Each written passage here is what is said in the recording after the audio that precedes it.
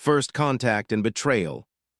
Commander Diana Reynolds stood at the observation dome of Earth Defense Station Horizon, her steel-gray eyes fixed on the approaching alien vessel. The ship, if you could call it that, resembled nothing humanity had ever constructed. A massive crystalline structure that seemed to pulse with inner light, changing colors subtly as it maneuvered toward the station. "Magnificent, isn't it?"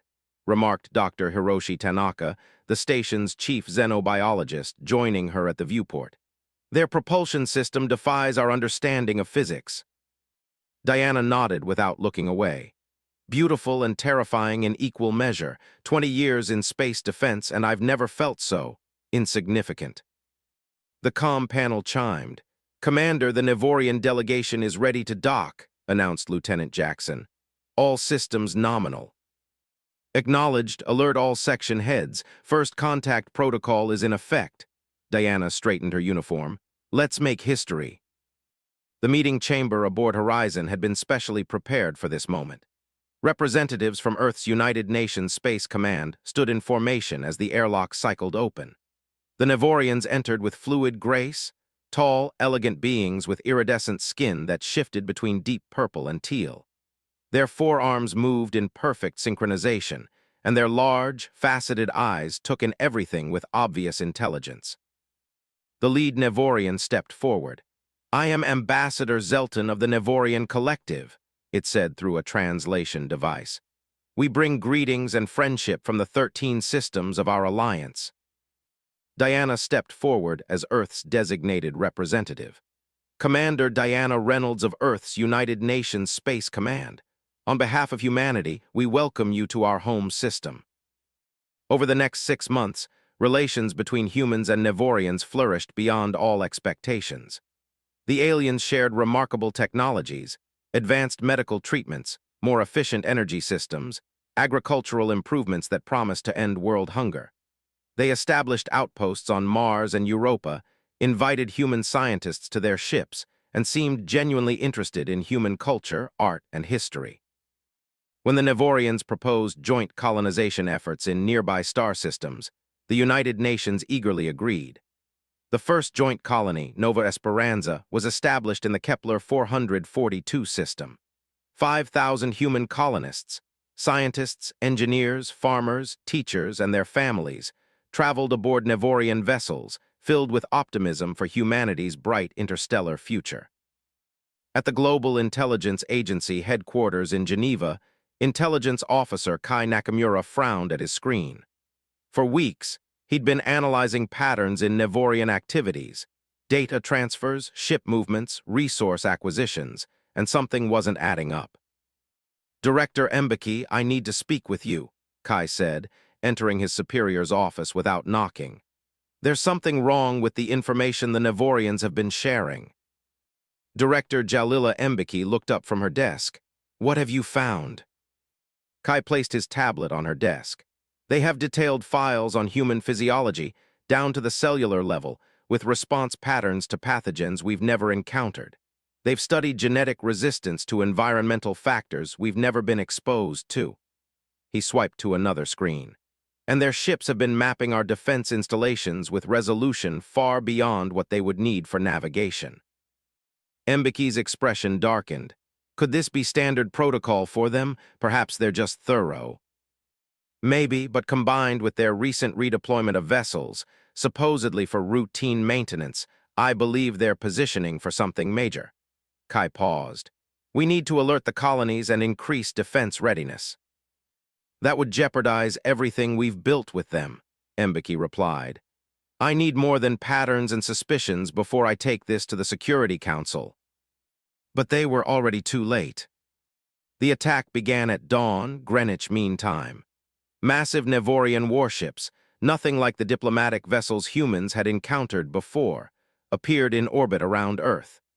They disabled global communications satellites first, then methodically targeted power grids, defense installations, and transportation hubs with surgical precision.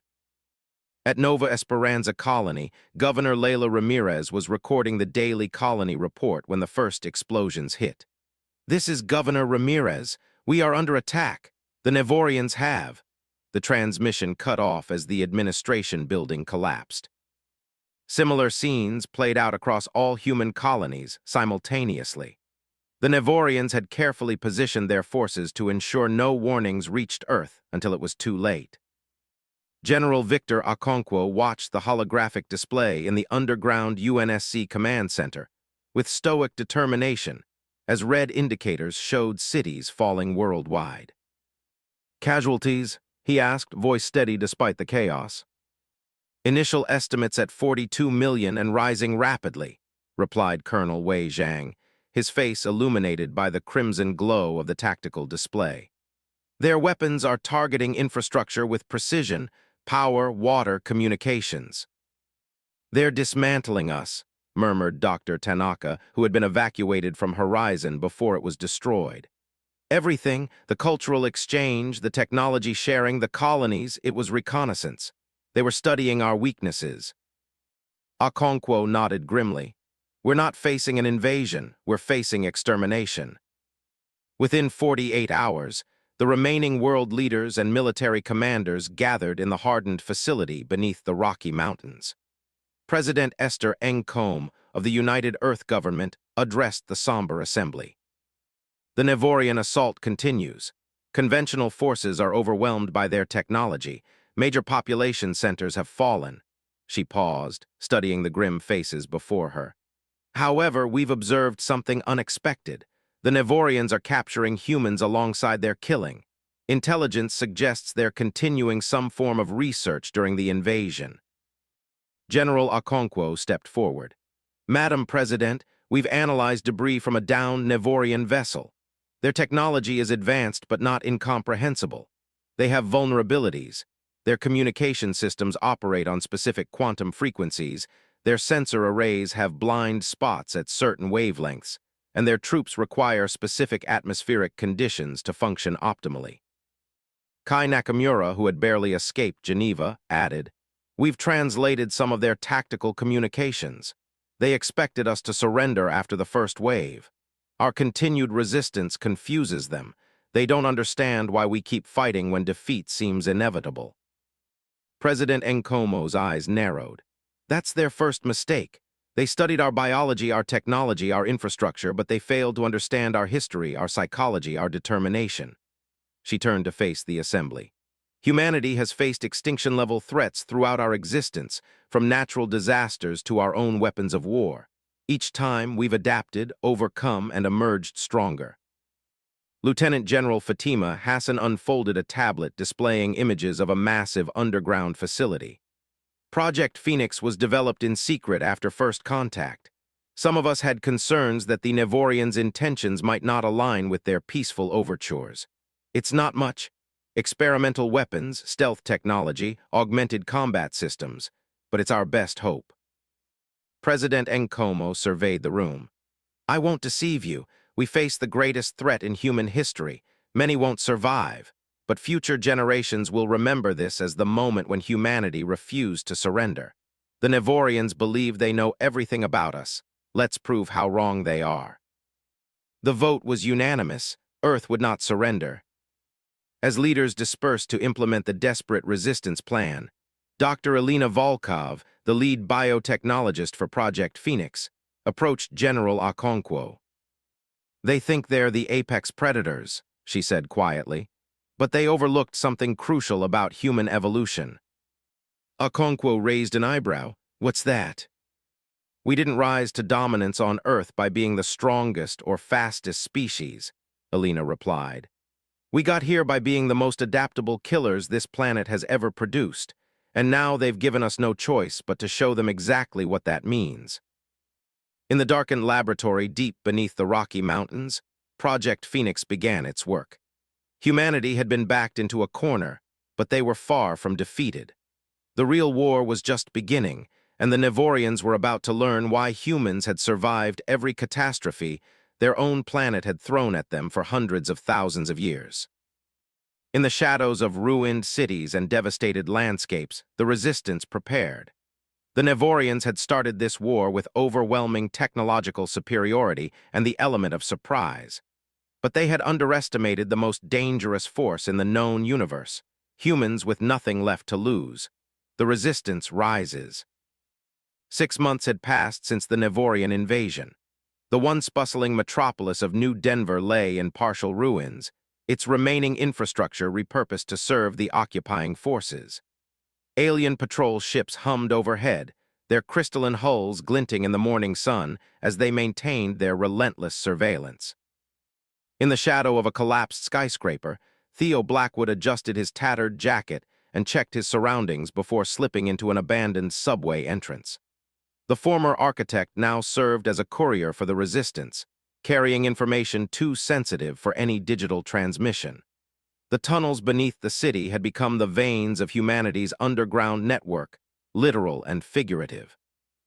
Deep below the surface, the old maintenance facility had been transformed into one of the Resistance's primary hubs. Guards nodded at Theo as he passed through multiple checkpoints, each more secure than the last. Finally, he reached the central command room where General Victor Okonkwo stood before a holographic display showing Nevorian patrol patterns. Blackwood, Okonkwo acknowledged without looking up. What news from the eastern cells? Theo withdrew a small data crystal from his boot heel. Dr. Volkov sent this, said it couldn't wait. The general's expression shifted subtly, the closest thing to excitement Theo had seen on the man's face in months. He inserted the crystal into a secure reader, and Dr. Alina Volkov's face appeared in a holographic projection. General, we've had a breakthrough, she began, her voice hushed but urgent. We've identified a critical vulnerability in Nevorian physiology. Their neural systems rely on specific trace elements that aren't naturally occurring on Earth. Without regular supplementation, their synaptic functions begin to degrade. They've been harvesting these elements from their ship's core components, but our analysis indicates their supplies are dwindling. Okonkwo leaned forward. Can we exploit this? Better than that, Alina continued. We've synthesized a compound that mimics the element but causes cascading neural failure upon absorption. The Nevorians won't be able to detect the difference until it's too late. For the first time in months, a ghost of a smile crossed Okonkwo's weathered face. Well done, Doctor. Prepare for extraction. We need you at Central Command. After Alina's transmission ended, Colonel Wei Zhang approached. This could change everything, sir. Perhaps, Okonkwo replied cautiously. But first, we need to hit their central research facility. Intelligence suggests that's where they're processing their remaining elemental stores. Lieutenant Mayra Rodriguez, the head of tactical operations, brought up detailed schematics of a massive structure on the outskirts of New Denver. The facility is heavily guarded, 3 perimeter layers, automated defense systems, and at least 200 Nevorian troops. A frontal assault would be suicide. Then we don't attack frontally, Okonkwo stated. We go in from below. 3 days later, as darkness fell over New Denver, 20 of the Resistance's best fighters gathered in the tunnel network beneath the Nevorian research facility. They wore salvaged pieces of Nevorian armor, not enough for complete disguise, but sufficient to confuse sensors momentarily.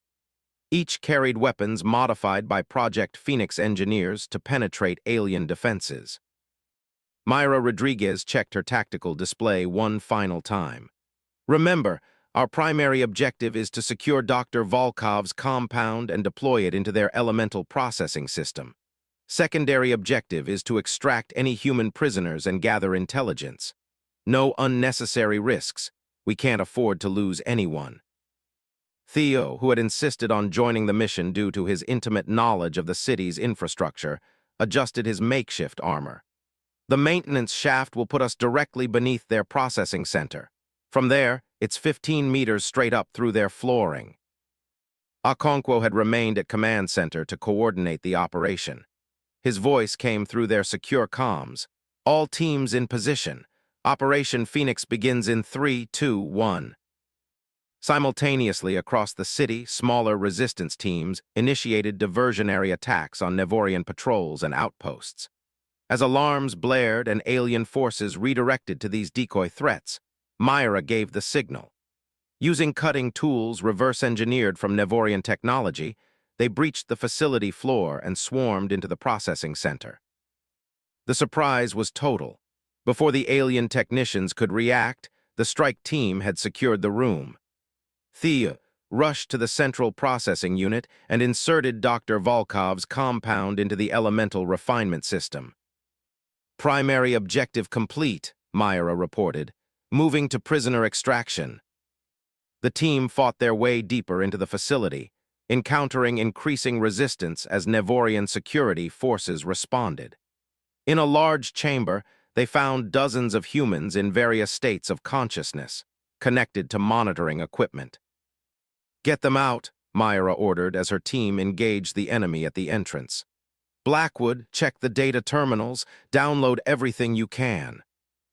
Theo worked frantically at a Nevorian console, using interface techniques developed by Resistance hackers. What he found chilled him to the bone. "Rodriguez, we have a problem," he called out. "They're not just researching us, they're planning a second wave of attacks. There are more ships coming, a lot more." "How long?" 3 months, maybe less." A blast rocked the doorway as Nevorian reinforcements pressed their attack. "We've got what we came for," Myra decided. "Fall back to extraction point." The team fought a desperate retreat, shepherding freed prisoners through the facility's lower levels toward the tunnel entrance. They suffered casualties, 4 dead, 6 wounded, but managed to escape with their precious cargo of information and survivors. Back at Command Center, Okonkwo reviewed their findings with grim determination. "The compound is already working," he reported. "Reports are coming in of Nevorian forces experiencing unexplained neurological failures, but this second wave changes everything. We need to accelerate our timetable." Dr. Volkov, who had been extracted to Central Command as planned, studied the stolen data. "There's something else here, General. Schematics for their ship's propulsion systems. With this, we might be able to adapt our remaining orbital platforms to disrupt their fleet." Kai Nakamura, who had become the Resistance's chief intelligence analyst, pointed to a section of the data. "Look at these communication protocols. They're using quantum entanglement for instant communication across vast distances. If we can crack this, we could listen to their entire command network." The first time since the invasion, humanity had genuine hope, not just of survival, but of victory. Over the next 6 weeks, the Resistance implemented what became known as Operation Wildfire. Dr. Volkov's compound spread through Nevorian ranks, causing increasing disorientation and failure among their forces. Meanwhile, Resistance cells worldwide launched coordinated attacks on key alien installations, guided by intelligence gleaned from the captured data. In orbit, a small team of engineers and former astronauts reactivated a damaged space platform, modifying it with reverse-engineered Nevorian technology to create a quantum disruption field. If successful, it would prevent the incoming alien reinforcements from communicating with their ground forces. The turning point came unexpectedly. A group of Nevorian scientists, desperately seeking a cure for the neurological affliction decimating their forces, attempted to communicate with human resistance leaders. Through careful negotiation, Kai Nakamura discovered a startling truth. Not all Nevorians had supported the invasion. "They're a collective consciousness," Kai explained to Okonkwo and the resistance leadership. "But there are factions. The military caste initiated this invasion against the wishes of their scientific and diplomatic castes. These defectors want to help us." Okonkwo remained skeptical. "This could be a trap." "I don't think so," Kai replied. "They've provided detailed information on the incoming fleet's vulnerabilities, information that matches our own analysis but fills critical gaps. And they're offering something more, access to their quantum network." With the defectors' help, humanity prepared for what would likely be their last stand. If they could repel the second wave, they might force the Nevorians to reconsider the cost of this war. The Battle of New Denver began at dawn, 90 days after the research facility raid. The remaining Nevorian ground forces, their numbers reduced by disease and resistance attacks, launched a desperate offensive to secure landing zones for their approaching reinforcements. What they encountered was a transformed human resistance. Using adapted Nevorian weapons and armor, augmented by Project Phoenix's enhancements, human fighters engaged the aliens in direct combat for the first time. Leading the central defense was Mayra Rodriguez, now commanding a battalion equipped with shields that could withstand Nevorian energy weapons. "They're pushing for the central district," she reported as her forces held a defensive line along the former financial district. Just as predicted. General Okonkwo, directing operations from a mobile command center, watched as the Nevorian forces followed exactly the pattern their defectors had outlined. Spring the trap. Across the city, concealed EMP devices, built using the aliens' own technology, activated simultaneously. Nevorian weapons and communication systems failed across the battlefield, leaving their forces isolated and vulnerable. In orbit, the reclaimed space platform activated its quantum disruption field just as the Nevorian reinforcement fleet arrived. Cut off from their ground forces and unable to coordinate, the incoming ships found themselves under attack from missiles launched from hidden silos. Humanity's last-ditch orbital defense system, retrofitted with guidance systems that could penetrate alien defenses. The space battle was brief but decisive. 3 Nevorian capital ships were destroyed before they could deploy their forces.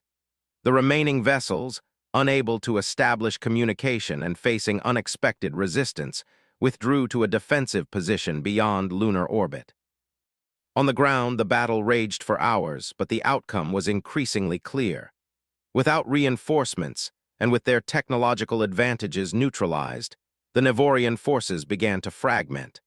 By nightfall, human resistance fighters had reclaimed the center of New Denver, the first major city to be liberated since the invasion began.